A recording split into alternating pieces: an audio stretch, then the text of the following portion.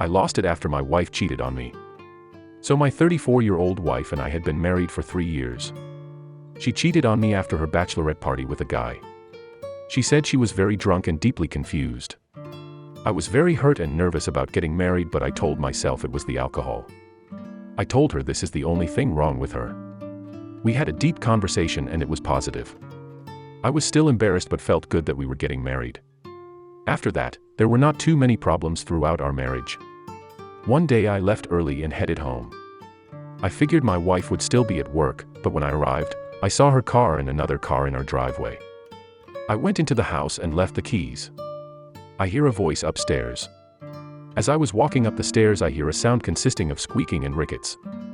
Then I hear a man's voice, then my wife's voice, then a moan. I realize that consistent sound was the bed frame. I think it's impossible. I get to our bedroom and see her supervisor, probably in his 40s, on top of my wife on our bed. I am beyond shocked. I stopped breathing. I went back downstairs and I still couldn't breathe. My chest hurt. It wasn't even an angry feeling, it was like, what the hell is going on? I caught my breath, even drank some water and got up the courage to go and face them. I was shaking a lot. I go back up the stairs and stop in the doorway. He is behind it and neither of us has a care in the world. Again I am in shock. I just walked out. They didn't even know I was there. I started driving and didn't know where to go. What I saw and heard was burning in my brain, my chest hurt so bad.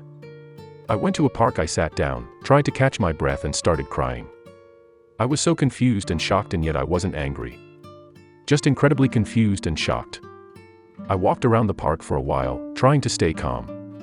Not knowing what to do.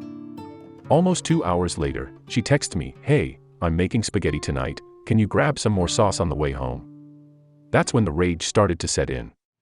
Her acting like nothing happened. I didn't respond.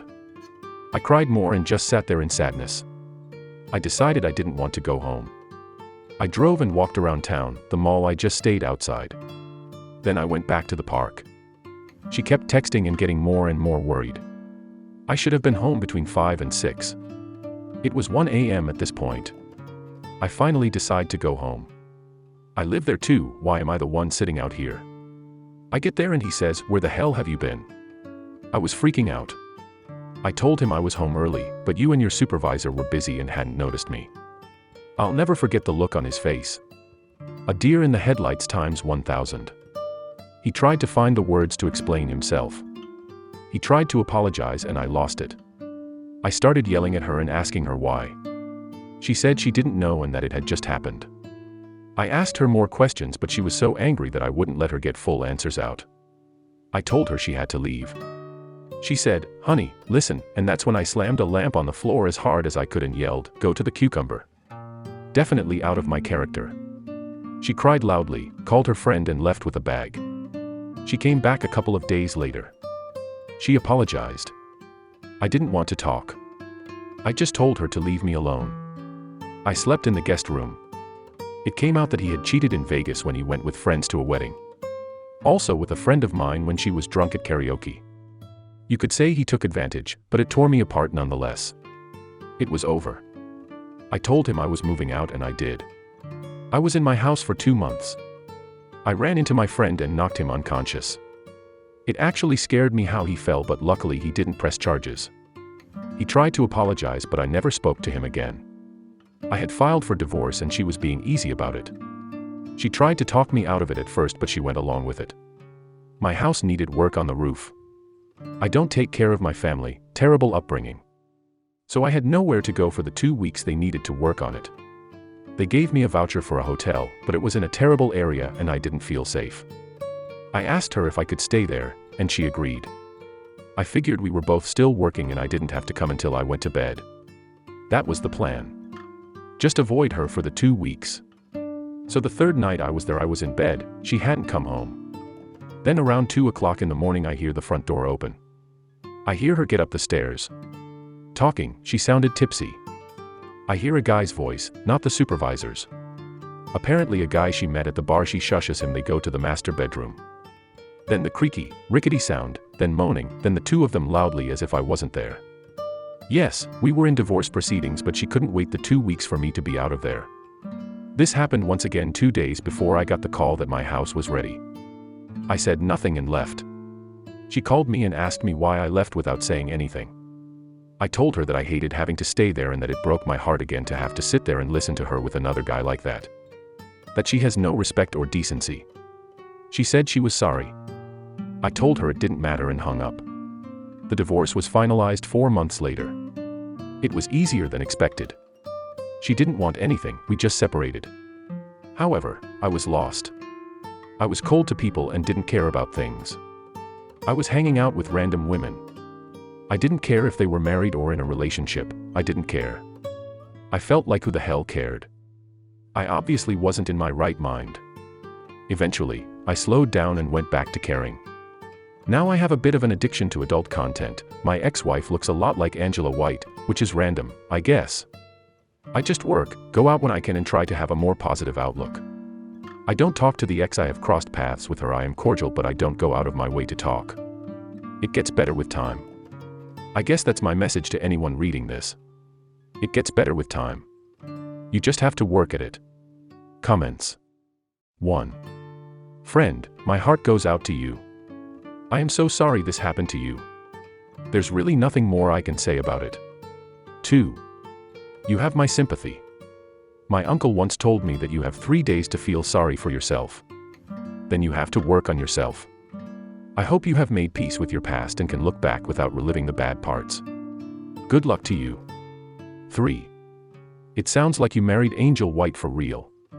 From your post, I counted that she cheated 6 times or with 6 different people, but that only indicates what all she did in the entire 3-year marriage and before that.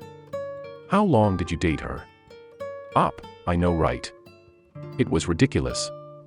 I knew her for 4 years before we got married. We had a relationship for 3 of those years. So relationship for 3 and married for 3 more. 4. So you surely missed the signs before marriage then. I don't think it all started from Bachelorette. But your painful experience just teach others who don't think about society, even if you have to cancel the wedding just an hour ago due to adultery. 5. I guess this is a relearned lesson. Most here suggest that after the first infidelity, there is about a 15% chance of long-term success for a relationship. Why? Because one partner is able to justify the infidelity and it only gets easier in later situations. I am sorry this has happened to you. This may serve as a warning. Try to reconcile if you wish, but remember the pain you felt in the first infidelity. There is more and worse pain still available there. 6. Sorry man, I resonate with the chest pain. I have that too. It doesn't go away. Mine is more of a chronic state. I remember the feeling of shock and disbelief, no anger, just confusion and shock. Anger followed later. I still don't understand how someone I spent all my days, mornings and nights being happy resonating with, would change overnight and do all sorts of things behind my back. It's really horrible. I hope you get your well-being back soon. I just don't know what can cure this, abstaining from people's self-love. Hating. I'm honestly confused sometimes. I feel stuck and can't move forward. I hope everything is going well for you. You have gotten better with time. Don't let it change you for the worse. I let it change me a little, but I pulled myself together and I'm much better than I was before. 7. Dude, no way would I let them finish. They both would have known I was home and the conversation would have already started. If I was just reading this, then I would say the same thing. But being in that situation, experiencing the shock and my whole body freezing, I've never had that kind of reaction before. 8. The main thing is that you have to start being honest with yourself. You come from a toxic family. People don't realize that having a complicated family sometimes predisposes you to meet people like that as you sit and ignore the big red flags. People like her will disrespect you because you allow it. Chances are she has been cheating on you since you met her. This relationship was not meant to be forever, it was a lesson. Wake up and know your worth. Realize that when someone cheats on you in any way, shape, or form, you take it as they don't love you the way you love them. You don't have to give chances when someone cheats. Cheating means they have zero respect for you and will continue to do so if you keep them. As you work on yourself, really think about why it is that you let them have so many chances. Why you couldn't take the cues and not marry someone who didn't respect you. Also try to remember when you enter a new relationship that the new person is not her, so don't project. Also don't ignore red flags, set boundaries, and if they break any, regardless of how small or unimportant, stick to your boundaries and walk away. Good luck, and I hope you recover quickly and find your true self. Also the same with friends. Seeing people for their nominal value. Stop giving people the benefit of the doubt. Also, just because they come from bad families is not an excuse to use when they are allowed to be disrespectful. Broken people know how to act well when people don't allow disrespect. Thank you. Yes, I am looking into therapy because of the problems I have had due to my upbringing as well as this. I am doing much better and my outlook is much more positive. I'm not going to make someone else pay for their behavior, but I think therapy would be good to make sure I don't do that.